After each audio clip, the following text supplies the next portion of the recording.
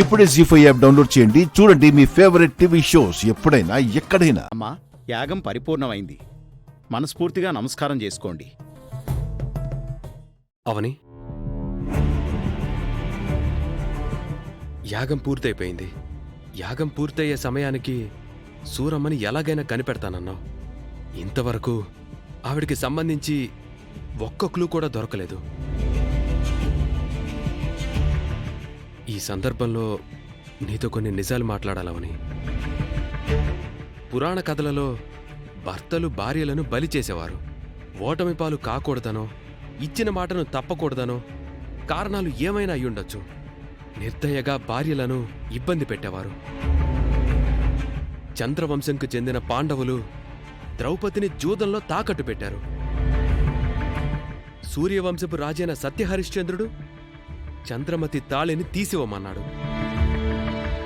ప్రతి ఇతిహాస కథలో మగాడు ఆడదానికి అన్యాయం చేసి గెలిచాడు గాని ఆడది మగాడిని పణంగా పెట్టలేదు.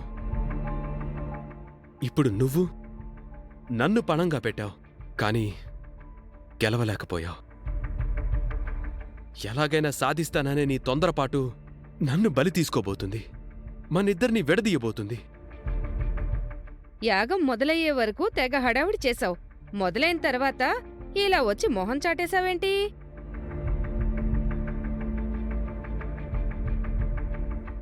గెలవలేనేమోనన్న భయం వల్ల వస్తున్న ఏడుపాది.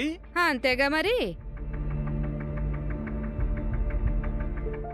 అయిపోయింది అవని, అంతా అయిపోయింది. నీకిచ్చిన గడువు ఈ రోజుతో ముగిసిపోయింది.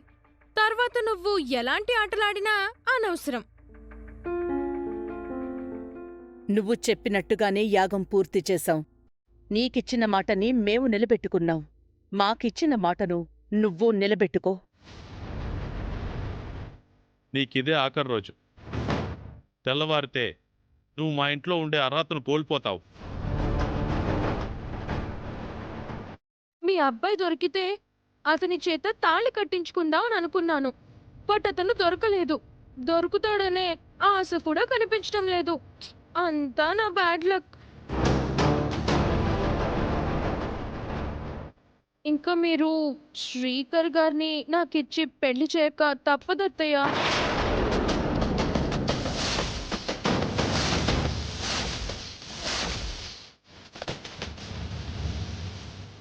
మా పెళ్ళైన తర్వాత మీ అబ్బాయిని నేను వెతికి తీసుకొస్తాను. మీరేం బాధపడకండి. మీ రెండో అబ్బాయికి మంచి అమ్మాయితో పెళ్లి జరిపిద్దాం. పదండి, బయలుదేరదాం.